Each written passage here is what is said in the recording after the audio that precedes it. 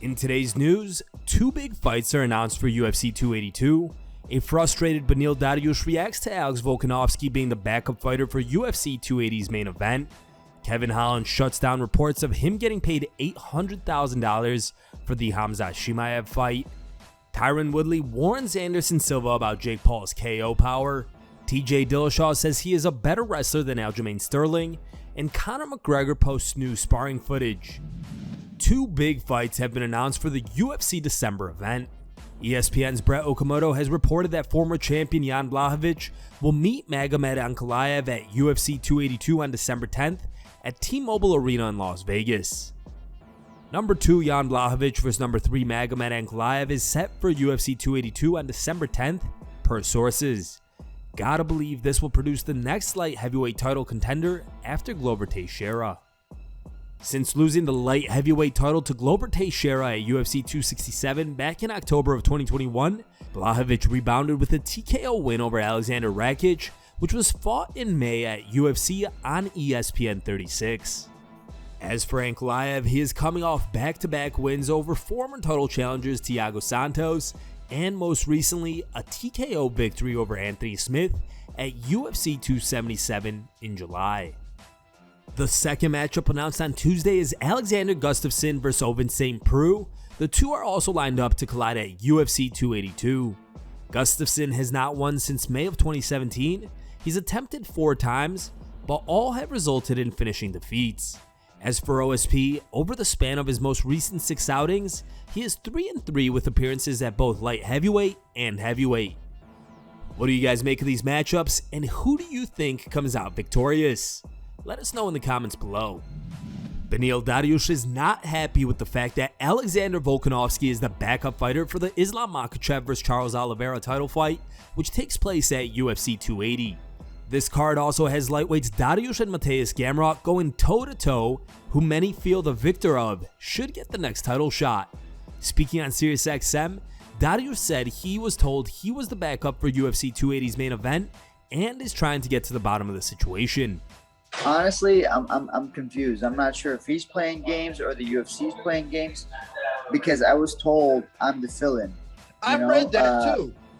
I mean, that's the whole point of having another lightweight fight on that card, just in case something goes wrong. So, you know, I don't understand what's going on here. So I'm trying to get to the bottom of it, but ultimately, you know, I have one goal, and it's Gamrot. But I really thought I was the fill-in. That's what I was told. Was it like a matchmaker that told you that? Like, is it in the contract, or is that just kind of like a verbal thing? No, it's not on contract. Yeah, manager said so. Manager said they were putting me on the card same day, because if not, why come all the way to Abu Dhabi? You know, him and I could like headline a card, and then we can fight somewhere else. But the reason why they brought us here, just in case something goes wrong, we would like I would jump in and fill in for the main event. So I'm not sure what that's all about. Kevin Holland has reacted to a report of him allegedly getting paid almost $1 million for the Khamzat Chimaev fight. MMA insider Manny Mayer reported on Tuesday that Holland received $800,000 in guaranteed show money to fight Boers at UFC 279. Shortly after, Holland shut down the report, saying that the number is not accurate. He tweeted, "We said we got paid, but we damn sure didn't tell anybody the number. KO reps taught me better than that. That number isn't accurate. Could be less, could be more, but either way."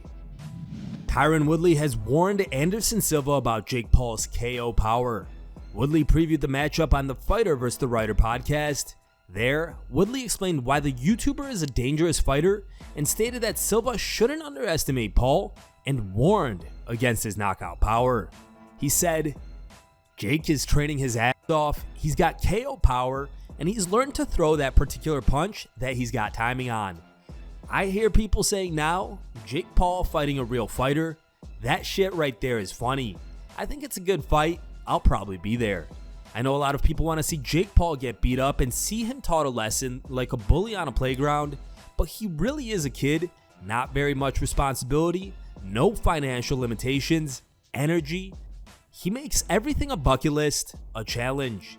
That's why he likes to bet so much. If he loses, it's not that big of a deal, but he secretly wants to win real bad because he's been a fan of the combat sports world for so long.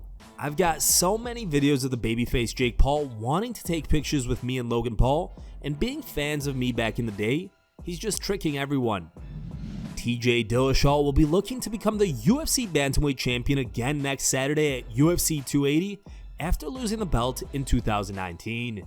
While speaking on the DCNRC show, Dillashaw discussed his upcoming fight with Aljamain Sterling and said he feels very confident heading into this fight because he's the more well-rounded fighter. Here's the clip. Yeah, I mean, I think this matchup is great for me. You know, the style that I have to be able to fight. I mean, I'm so well-rounded. I'm actually the better wrestler. I wasn't really impressed with his shots, you know, to get those takedowns. He had to take 22 of them to get 2. Right, so those odds aren't that great, but he was so desperate and persistent in getting them that it helped out for him, right? But I mean, to be honest, man, I'm not feeling the threat. I'm going to get out there and do what I do best and show him what D1 wrestling is all about. Dillashaw also discussed what it means to him to possibly become the champ again. Yeah, man, when I'm champ again, it's going to be great. You know, like I never left. You know, I never lost my belt to this weight class. Yeah, I was stripped, but I never actually physically lost it. And people forget, man. People forget how dominant I was because I hadn't been in there. I hadn't performing. You know, I hold a lot of records at the bantamweight division, and just because of me that time off, you know, they forget. And so I'm about to remind them all of who the best is, who the best pound for pound is, and that 135-pound goat. I'm coming for it. Conor McGregor has released some more footage of him sparring. This footage is from January of 2021 against Irish pro boxer Dylan Moran.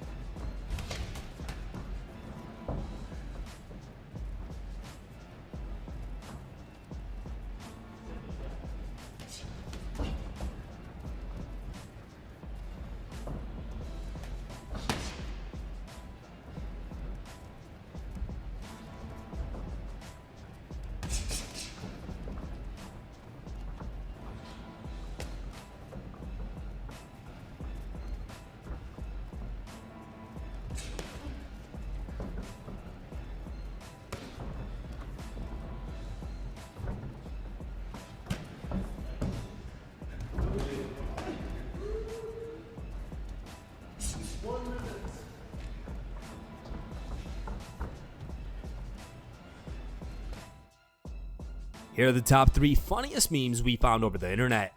Third place was found over Twitter and was posted by a user named BeaverSmashTV. Second place was found over Reddit and was posted by a user named NymphIManiac. And our top pick was found over Facebook and was posted by a user named TrueMMA. Thank you guys for watching. If you liked the video, please leave a like and subscribe to our channel to keep up with the latest MMA news.